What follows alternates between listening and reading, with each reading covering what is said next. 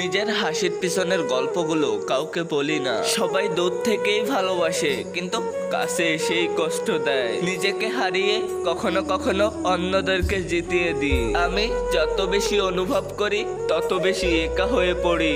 সবাই পাশে থাকার প্রতিশ্রুতি দেয়, কিন্তু সময় এলেই সবাই দূরে সরে যায়। আমি সব সময় হাসি খুশি থাকি, কিন্তু মনের ভেতরে অন্ধকার লুকিয়ে রাখি। কেউ কখনো বুঝতে চায় না আমার অন্তরের ভেতরটা কতটা ভাঙা। নিজের দুঃখ নিজেরই মধ্যে রাখতে শিখে গেছি।